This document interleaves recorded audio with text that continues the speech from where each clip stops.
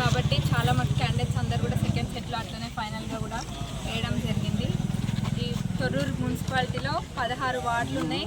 16 వార్డులలో గెలవబోయేది కాంగ్రెసే, అందులో ఎటువంటి సంకోచం లేదు.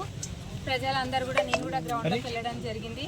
మన పార్టీకి అనుకూలంగా ఉంది. కాంగ్రెస్ పార్టీకి ప్రజాప్రభుత్వం అధికారంలోకి వచ్చినప్పటి నుంచి కూడా ఎన్ని సంక్షేమ పథకాలు తీసుకొచ్చినాయో ప్రజలందరూ కూడా చూస్తూనే ఉన్నారు. అది ఉచిత బస్ ప్రయాణమే కానివ్వండి, లేకపోతే 200 యూనిట్ల కరెంటు ఫ్రీ, ఇంకా చెప్పుకుంటూ పోతే చాలా ఉన్నాయి. ఇంద్రమ్మ ఇల్లు, వివిధ పథకాలన్నీ కూడా చేసుకుంటూ మళ్ళీ మహిళలకు పెద్దపీట వేస్తూ మన ప్రభుత్వంలో ఎన్నో పథకాలు తీసుకొచ్చినాం. అట్లనే మన నియోజకవర్గంలో కూడా 2000 కోట్లకు పైబడి అభివృద్ధి పనులు ఇప్పటికే చేసుకున్నాం. తొర్రూరు పట్టణం విషయానికి వస్తే 100 పడకల ఆసుపత్రి పనులు కూడా ప్రారంభమైతే, దాంతోపాటుగా మినీ ట్యాంక్ బండ్ కూడా మీరు అందరు మన బతుకమ్మ పండుగ రోజు చూసినారు.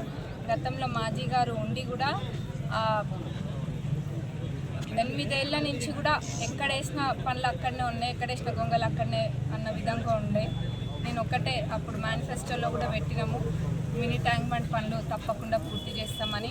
అన్న మాట కట్టుబడి ఏదైతే 2 డిపార్ట్మెంట్ల మధ్యలో చిక్కుండేనో ఆ చిక్కుముడి తీసి ఇప్పుడు ఆ పనులు ప్రారంభిస్తే అవి వేగవంతంగా అవుతున్నాయి. TUFIDC నుంచి కూడా ఒక 5 కోట్లు దానికి కేటాయించడం జరిగింది. ఆ మినీ ట్యాంక్ బండ్కి ఇంకా కూడా అవసరమైతే ఇంకా పెట్టి ఇది నెంబర్ 1 మినీ ట్యాంక్ బండ్గా తీర్చిదిద్దుతాం తప్పకుండా. ఇంకా దాంతోపాటుగా 15 కోట్ల మన శంకుస్థాపనలు చేయడం జరిగింది వివిధ వార్డులలో. ఇంకా వచ్చేది కూడా చాలా ఉంది తొర్రూరు మున్సిపాలిటీకి. దాంతోపాటు sub register office and fire station కూడా అవసరం ఉంది. అవన్నీ చేసుకుంటూ వస్తాం. 16 వార్డులలో నిలబడ్డ మా తరపున నిలబడే ప్రతి కౌన్సిలర్ క్యాండిడేట్ కూడా ఒక్కొక్కరిని చూసి పెట్టడం జరిగింది. అందులో ఎడ్యుకేటెడ్ వాళ్ళు చాలామంది ఉన్నారు.